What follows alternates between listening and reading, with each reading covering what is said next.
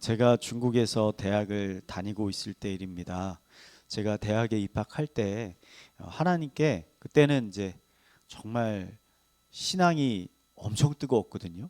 그래가지고 하나님께 기도를 했어요. 하나님, 제가 중국어를 잘 하지 못하는데 이제 중국어로 학업을 따라가는 것이 쉽지 않지만 공부도 중요하지만 신앙생활과 교회를 섬기는 봉사도 열심히 하고 싶습니다.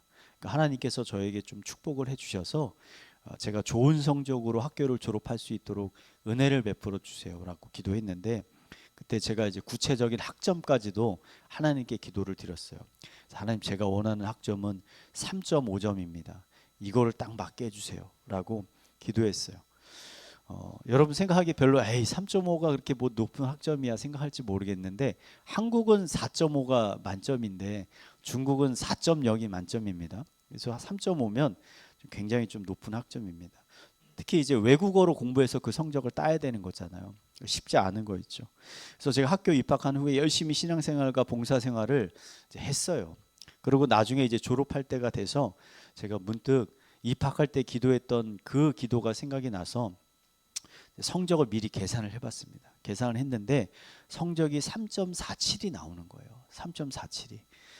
제가 구했던 건 3.5인데 그래도 그 성적이 나오진 못했지만 너무 감사한 거예요. 왜냐하면 제가 신앙생활도 열심히 하고 교회 봉사도 정말 헌신적으로 했거든요. 제가 금토일을 교회에서 살았어요. 하나님께 너무 감사를 드렸어요. 그리고 이제 졸업식 날이 딱 됐는데 졸업식을 다 마치고 이제 졸업장하고 최종 성적표를 딱 받았는데 제가 성적표를 보고 깜짝 놀랐습니다. 왜냐하면 이 성적표의 최종 성적이 평점이 3.5라고 찍혀 있는 거예요. 분명히 내가 계산했을 때는 3.47이 나와야 되는데 뭔가 착오가 있는 게 아닌가 해서 제가 교무과에 직접 가가지고 이거 착오가 있는 거 아니냐고 물어보니까 학교에서는 아무런 문제가 없다는 거예요. 이 점수가 맞다는 거예요. 제가 처음부터 계산을 잘못한 것일 수도 있습니다. 근데 저는 분명 그 가운데 하나님의 정말 신비로운 역사가 있었다라고 믿게 됐어요. 여러분, 그 점수를 맞으려고 해도 힘든 점수예요. 그잖아요. 85점을 다 맞아야 되는 거잖아요. 저는 하나님께 드린 기도를 잊고 수년간 살았는데 하나님은 제가 드린 기도를 잊지 않으셨다는 거죠. 그리고 신비로운 도우심으로 그 기도에 신실하게 기도에 응답을 해주셨다는 거죠.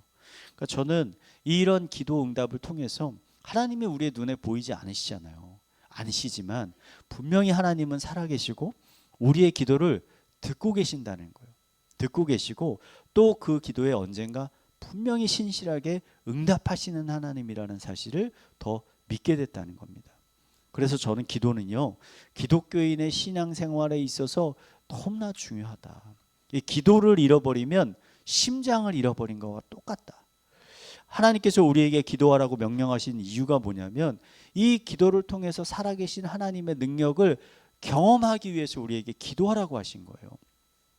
오늘 한나가 드렸던 이 하나님께 드렸던 기도를 통해 저는 이 기도에 담겨져 있는 몇 가지 영적인 진리들을 여러분과 함께 한번 나눠보려고 합니다.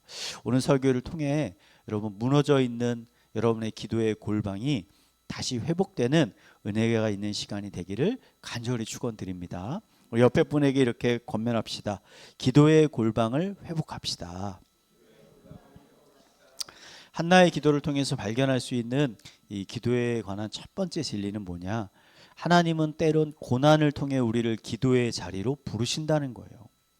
한나는 에브라임 산지에 살고 있는 엘가나라는 사람의 부인입니다. 엘가나에게는 한나 외에도 또 다른 부인이 한 명 더 있어요. 그래서 두 명의 부인이 있는 거죠. 엘가나가 두 명의 부인을 맞은 것은 그가 특별히 여자를 좋아해서 그런 것이 아니라 한나가 엘가나의 첫 번째 부인입니다. 첫 번째 부인인데 한나가 결혼한 지 꽤 됐는데도 임신을 하지 못한 거예요. 그래서 대를 잇기 위해서 어쩔 수 없이 두 번째 부인을 맞이한 겁니다. 둘째 부인이었던 분인나가요, 이제 결혼한 후에 자녀를 낳았어요. 근데 한나는 계속 자녀를 낳지 못하는 거예요. 그러니까 분인나가 자신이 둘째 부인이긴 하지만 자녀를 낳았기 때문에 어떻게 생각하냐면 자신이 한나보다 남편에게 더 인정받고 사랑받을 자격이 있다라고 생각을 하는 거죠.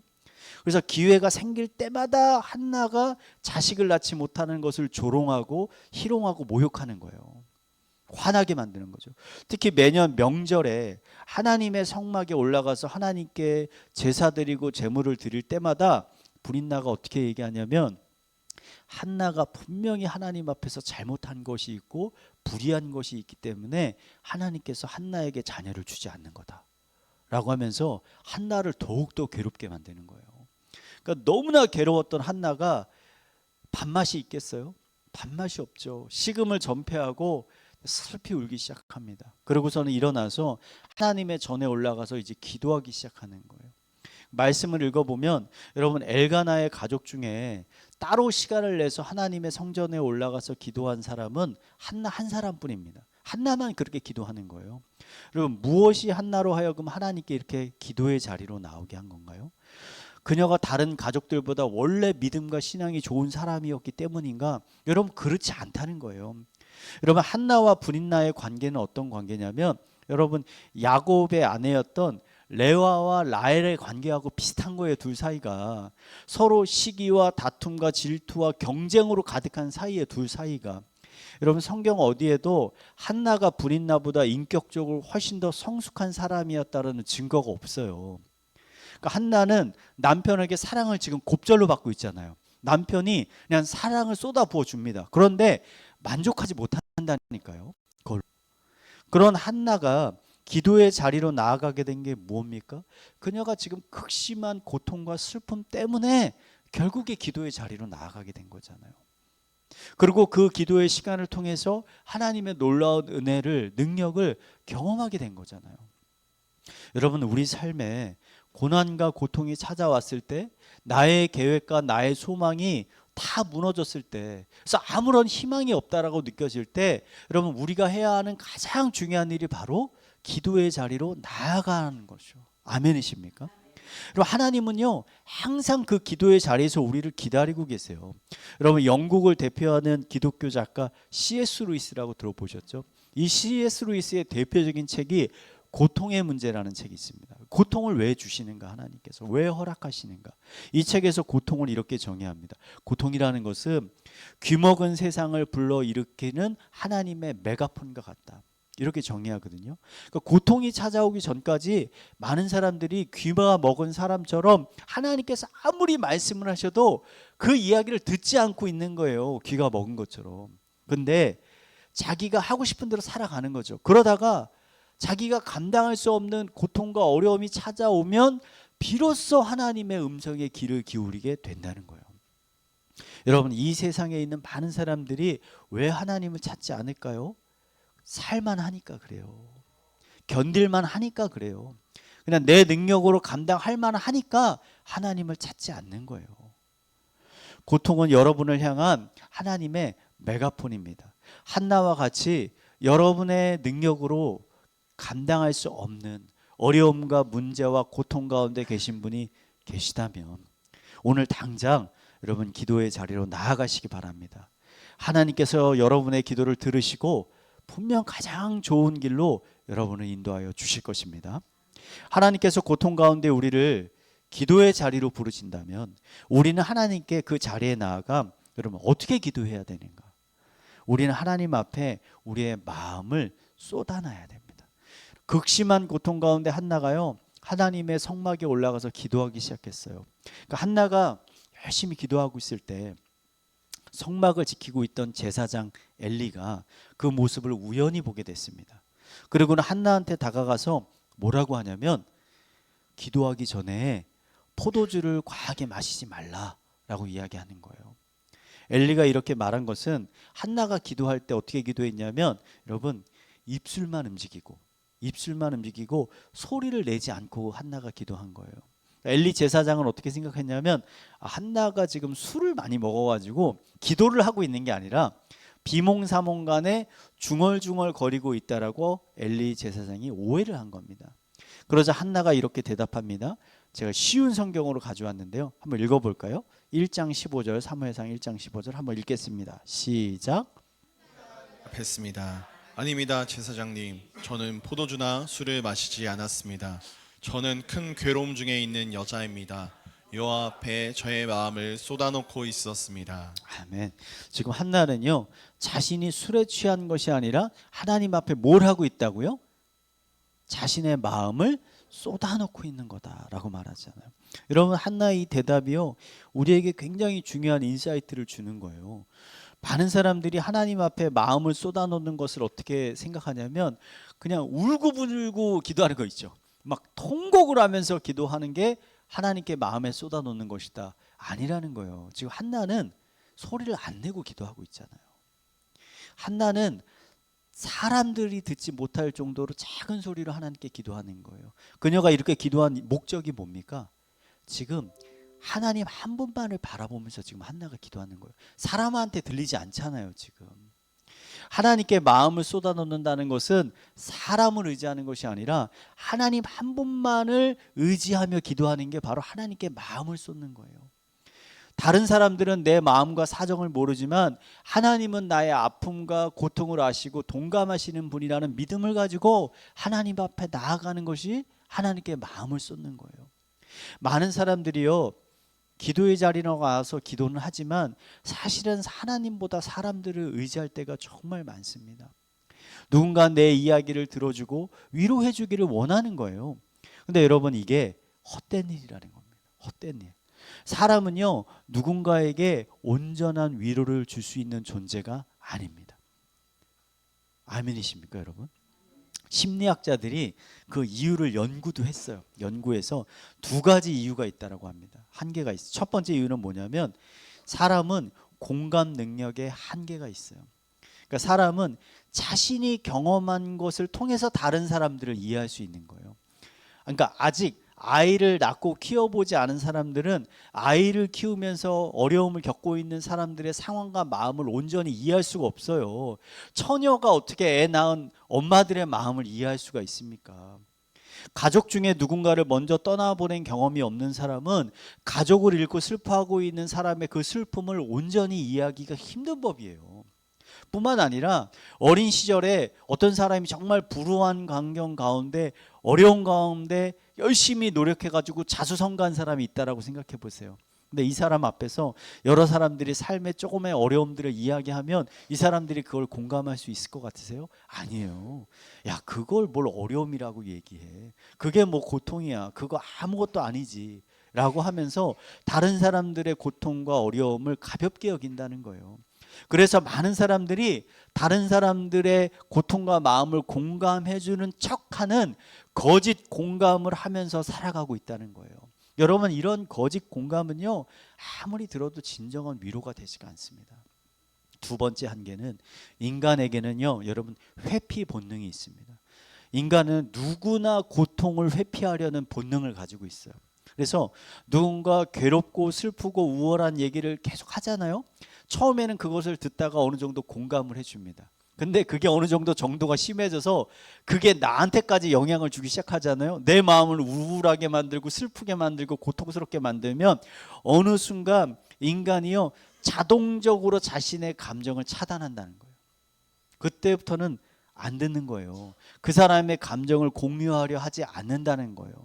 그러니까 여러분도 이러한 경험 많으시잖아요. 아무리 가까운 사이라도, 심지어 부부 사이라도 계속 부정적인 얘기하고 괴로운 얘기하면 듣다가 어떻게 됩니까? 지치잖아요. 그래서 저도 가끔 아내한테 힘든 얘기하면 아내가 그만하라고. 나한테 슬픈 얘기 하지 말라고. 절대 아내한테 제가 슬픈 얘기 잘 안 합니다. 부부 사이라도 공감하는 게 그렇게 쉽지가 않다는 거예요. 그렇다면 하나님은 사람과는 다르게 우리의 마음을 진정으로 공감하고 위로해 주시는 분이신가?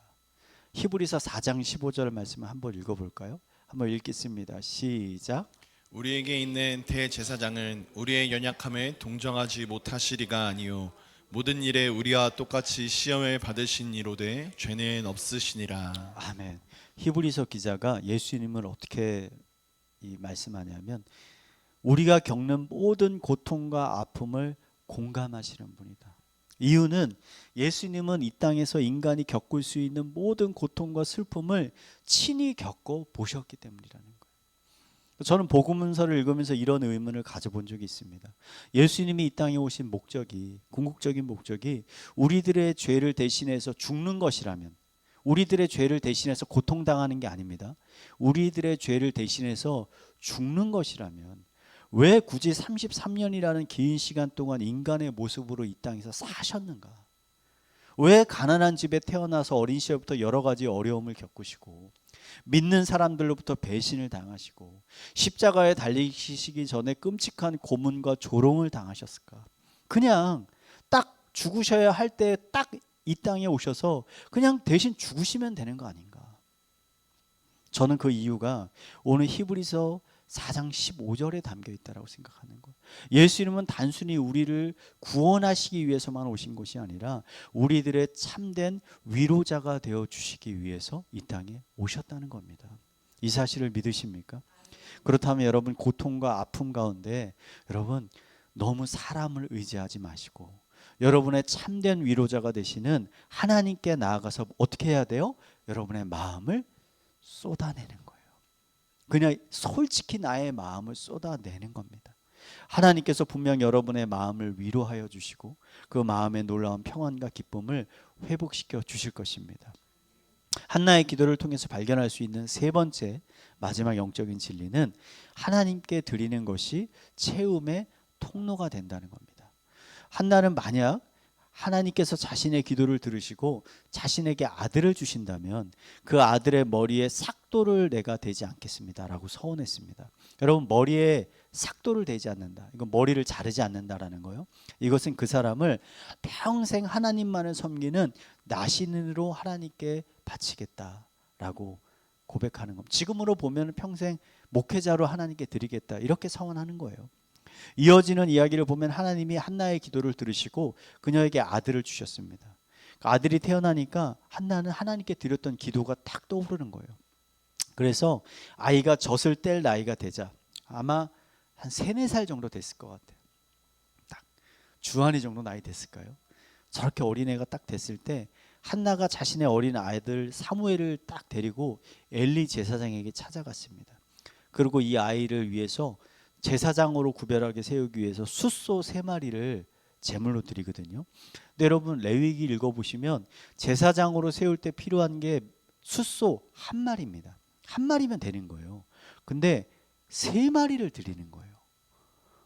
여러분, 당시 숫소는요 그냥 일반 백성이 가지고 있는 제물 중에 가장 값비싼 겁니다. 가장 값비싼 거. 지금으로 따지면 비싼 자동차 한 대 값하고 똑같은 거예요. 제네시스 한 대. 근데 제네시스 3대를 드리는 거예요. 지금 한나의 마음속에 하나님을 향한 온전한 헌신과 감사의 마음이 있었던 거죠. 그래서 자신이 드릴 수 있는 전부를 드린 거나 다름없는 거예요. 어린 아이와 생이별하는 엄마의 마음이 여러분 좋을 리가 있습니까? 2, 3살, 4살 된 그 아이를 어떻게 보내요? 결코 편하지 않았겠죠. 하지만 한나는 하나님께 드렸던 그 서원의 기도를 기억하고 가장 소중한 하나님 아들을 하나님께 드렸습니다. 여러분, 그 결과가 어떻게 됐을까요? 사무엘서를 우리가 계속 읽어보면 이 아들을 성막에 맡긴 후에 하나님께서 한나를 기억하셨더라라고 써 있거든요. 그러고서는 한나에게 새로운 아들 3명과 딸 2명을 선물로 더 주셨습니다. 한나는 하나님께 하나를 드렸는데 하나님께서는 한나에게 5을 채워주셨다는 거예요. 이것이 바로 드림이 체험을 경험하는 중요한 통로가 된다는 진리입니다.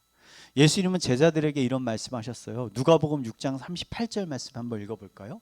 우리 한번 읽겠습니다. 시작.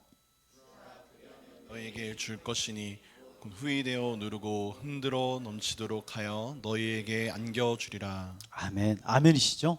여러분, 하나님께 드리는 것을요 여러분 아까워하지 마시기 바랍니다. 하나님께 여러분이 가지고 있는 가장 소중한 것들을 여러분 한번 아낌없이 드려보시기 바랍니다.